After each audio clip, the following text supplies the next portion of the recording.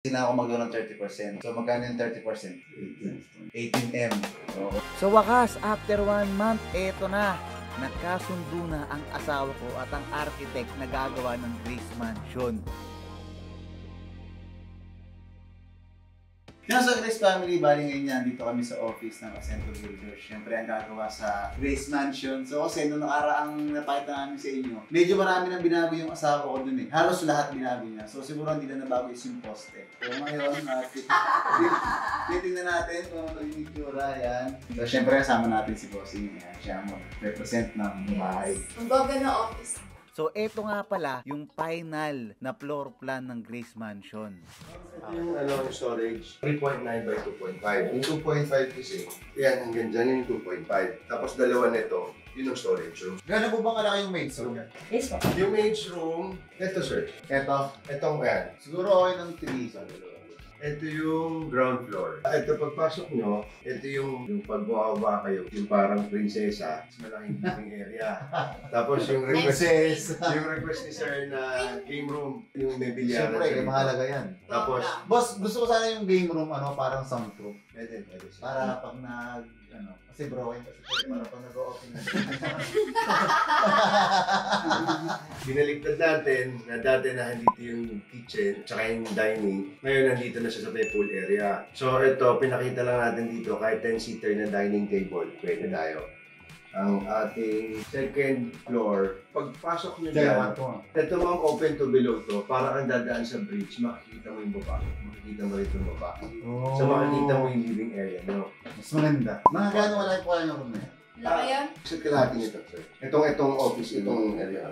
Tapos lahat sila, may kanya-kanya sila CR. 1, 2, 3, 4. Room 5 kinitich. Tapos yung room 5, dalawang bed po. Tapos mag-proceed tayo muna sa sa third Ayun na, floor. pato namin. May sarili kayong hagdan para pag akit nyo rito, may sarili din kayong Ayun na, walkway. theater's room. Pwede rin kayong maglagay dito ng chandelier. Tapos dito may theater room, may movie room. Ganito kalaki yung bedroom. Naglagay ako ng mini office para kung mag-e-edit kayo sir o meron kayong computer dito na nailagay. Tapos, ito po, walkway to. Ito yung powder area, malaki yung lavatory nyo, yung toilet, shower, tapos ito yung magiging jacuzzi. Tapos, yung walk-in closet ni sir, isang slide, yes sir, tapos pangalawang slide yung sa inyo. Gawin mo yung closet niyo. Tapos, may balcony ka dun sa walk-in closet mo. Ang naisip ko pala, dun sa, di ba, dalawa maid's room, yung isang kwarto, magkasama na sila sa isa para siya mag-i-edit. Kasi siya nag-i-edit eh. Doon na lang din kwarto mo, dig, sa ground floor para pa nakatubigay yung mga So ayan din yung design niya sa labas. Dito naman tayo sa loob. Ito yung papunta sa basement. Bakit? Yan. Hindi ko na nilagyan ng kotse, sir. sige. Sir, kasi nakaka-pressure yung mga coaching nilalagay mo. Grabe! Makikita nyo dito na sobrang excited na yung asawa ko. Samantalang ako, eto, iniisip ko yung mga magagastos natin. Grabe, inaabahan ako sa magagastos ko dyan. Yung Magpapamahal yan, gamit eh. Kaya naman. Basta pag Yung bahay kaya eh. Na-stress ako doon sa laman ng bahay eh. Di ba misa ako magkano yung ginastos mo sa bahay, ganoon din yung gagastusin mo sa laman ng bahay. Dito na tayo. Buta na, 3D na po na Pagpasok na sa main door, ito yung papunta sa lupit. sa game room ni Sir yung bilyar. Wow. Dahil din ako video ako dun eh. Kanino pong Ano po to? Ito po yung room 4. Room 4. Ito yung room 4.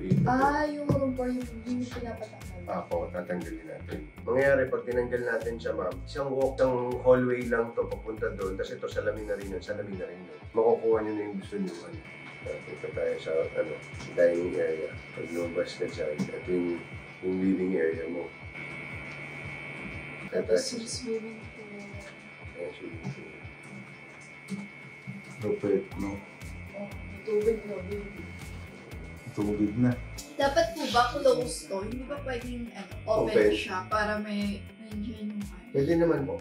Ito kasi ma'am, pinakita lang natin yung maging Ano ba balak nyo rito na sketch ma'am? Kahoy ba siya o concrete? Parang marble. Templar na. Ito yung kwarto ni Wolf. Mangyayari dyan yun, dalawa na siya, ano? Hatiin natin, tama ba? Tapos ito, pagpunta nyo rito, salamin na rin yun. Kahit po medyo mas malaki yung wag po pair yung hati. Parang 3/4 yung kay Wag, tapos 1/4 lang yung Sige po. Tapos, ito po, pagpunta nyo rito, kita mo yung sa fixed glass, ito may isang kwarto pa. Tapos pag akit nyo ng kwarto nyo, yan. Ito yung sa theater room, ito yung pupunta sa master's bedroom, that double door.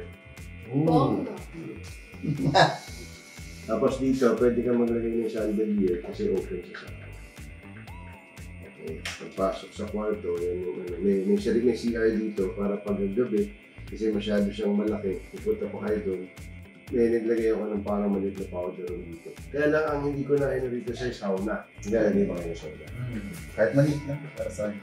Dito na lang ako maglagay ng sauna. Opo, dyan na Mas po. Mas okay, para tago. Parang wall pa rin siya. Layo ka po konti. Hindi ko pwede buksan yung Pwede naman. O yun, nakapasok ka na. Hindi, isa yung pinto. Ito po. Ayan. Glass? Opo, glass. Pwede naman natin Hindi pa siya glass. Parang pwede pa siya mag- Yung glass sa pinto. Gusto ko Dapat plywood lang. bongga. Mirror na parang pang Titanic ganun. Ayan, Oo, ganyan. ayun pala. Parang pang... Sige, masuha yung glass. Ano, gano'n lang yung theater's room? malaki, 25 square meters. Gano'n po kalaki ito? Yan, siguro. Ilang chair na lazy boy ko kunyari yung... Wow, lesin. Pwede ba ano na lang yung marble para, guys? So, yung buong concept ba, approved na po sa inyo? Yes. Okay na. Yung ano na lang po, tatanggalin natin kwarto sa second level at saka itong sauna, no? So sa mga oras na to, pinag-uusapan namin kung kailan ba mag-uumpisa yung Grace Mansion. So syempre, next year na to mag-uumpisa, pero anong month? March. Kasi birthday nito yun. Birthday niya kasi ng March. So, plano ko March talaga. Pero may ukay pa bang magaganap dyan? Pag-uukay tayo. Ang ukay kahit January, February. Pwede mo makihukay ako. Hindi, mag-groundbreaking tayo. Yes, mag-groundbreaking. Mag-groundbreaking tayo. December, mga Hindi pa January. kami mag-start. January tayo mag-groundbreak. Pag lumabas yung permit. Kasi pag Parang may ganun. December kasi busy lahat eh. Kailangan makapagkatapos ng So, January maganda yung January siya. January tayo mag-groundbreak. At alam nyo ba na Pero boss, ano naman niya? Kasi di ba doon kasi remaining doon? Doon na papasok sa yung ano. Pag kinuha natin ng building permit yan, papagidetic na tayo, diba?